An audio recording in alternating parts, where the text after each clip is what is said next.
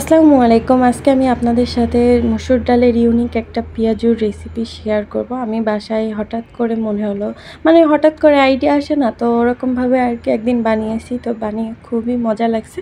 তো ভাবলাম আপনাদের সাথে শেয়ার করি। এটা যেভাবে পেঁয়াজু বানাই ওরকমভাবে না, একটু ইউনিকভাবে, কিন্তু খেতে খুবই মজার হয়।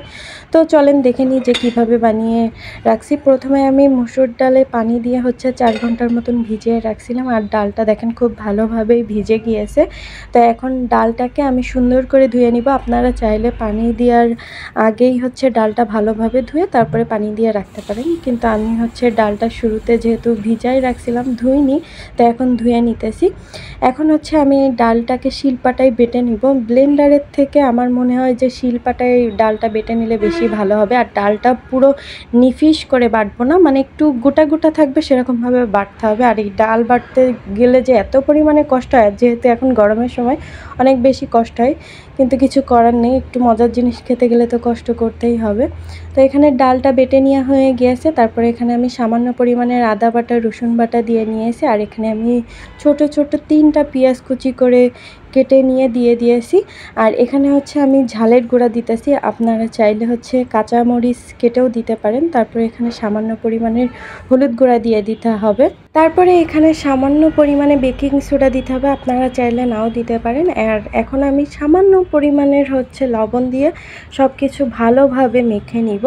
আর আমি আপনাদেরকে বলছিলাম না, পেঁয়াজুটা একটু ইউনিক হবে, খেতে একটু অন্যরকম হবে। তো এখানে আমি একটু এর আগের দিন চিন্তা ভাবনা করছিলাম, যখন পেঁয়াজু বানাইছিলাম একটু অন্যভাবে করতে চেয়েছিলাম। তো আমার সামনে হঠাৎ করে ওই যে ম্যাগির স্বাদের ম্যাজিক মশলা ছিল না, ওটা আর কি নজরে পড়ছিল। তো আমি কি করছিলাম, ওই মশলাটা দিয়েছিলাম, আর খেতে এত মজা হয়েছিল। তো ওই মশলাটাই আজকে আমি ব্যবহার করতেছি। আর এখানে আমি 2 প্যাকেট মশলা দিয়েছি। আপনারা পরিমাণ অনুযায়ী দিয়ে নেবেন। যদি পরিমাণটা একটু বেশি থাকে তাহলে 2 প্যাকেট দিবেন, আর যদি অল্প পরিমাণে করেন তাহলে 1 প্যাকেট দিবেন। তো এখন এটাকে ভালোভাবে ম্যাগি মশলাটা দেওয়ার পরে ভালোভাবে মেখে আমি 10 মিনিটের মতন রেখে দিয়েছিলাম। তারপরে চুলাটা জ্বালিয়ে কড়াইটা বসিয়ে এখন তেল দিয়ে নিব। আর তেলটা ভালোভাবে গরম হওয়ার পরে পেঁয়াজুটা আর কি ভেজে নিয়ে নিতে হবে। আর অবশ্যই কিন্তু পেঁয়াজুটা ভাজার সময় চুলোর আঁচটা একেবারেই লো করে রাখতে হবে। তো যাই হোক, এখন আমি পেঁয়াজুগুলো সুন্দরভাবে দিয়ে নিব। আর এখানে আমি ছোট ছোট করে পেঁয়াজু বানাচ্ছি, আপনারা চাইলে বড় করেও দিতে পারেন, তবে সাধারণত বড় করে কিন্তু আমরা সবসময় পেঁয়াজু বানিয়ে থাকি। কিন্তু এই পেঁয়াজুটা যদি একটু ছোট করে বানানো হয়, খেতে কিন্তু খুবই মজা লাগে, খুবই দুর্দান্ত। আপনারা একবার বাসায় চাইলে কিন্তু ট্রাই করতে পারেন। তো যাই হোক, এরকম ছোট ছোট করে দিতে যেয়ে একটু কষ্ট হচ্ছিল, আপনাদেরও একটু কষ্ট হবে, যেহেতু আমরা একেবারে পাক্কা রাঁধুনি না, তো একটু কষ্ট হচ্ছিল, কিন্তু তারপরেও কষ্ট করে আর কি দিয়ে দিয়েছি। তো যাই হোক, তারপরে এক পাশ ভালোভাবে ভেজে নেওয়ার পরে পেঁয়াজুটা উল্টে দিয়ে তারপরে আরও এক সাইড ভালোভাবে ভেজে নিয়ে নামিয়ে নিলেই রেডি হয়ে যাবে কিন্তু মসুর ডালের পেঁয়াজু। আর এটা কিন্তু খেতে খুবই খুবই মজার, আপনারা একটু বাসায় ট্রাই করতে পারেন।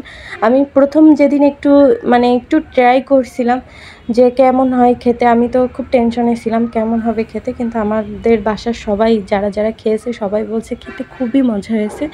এজন্য পরের দিন আমি যেদিন বেশি করে বানিয়েছি, তো ভাবলাম যে আপনাদের সাথেও শেয়ার করা যাক। আর এমনিতেই রান্না করতে আমার খুব ভালো লাগে, আর ইদানিং আমি একটু ইউনিক ইউনিক রেসিপি ট্রাই করি।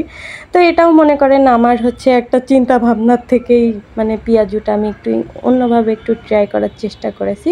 তো যাই হোক, আজকের ভিডিওটা এই পর্যন্তই। আর পেঁয়াজুটা আপনারা অবশ্যই বাসায় বানাবেন, আর খেতে কেমন হয়েছে অবশ্যই কিন্তু কমেন্ট করে জানাবেন। সবাই ভালো থাকবেন, আল্লাহ হাফেজ।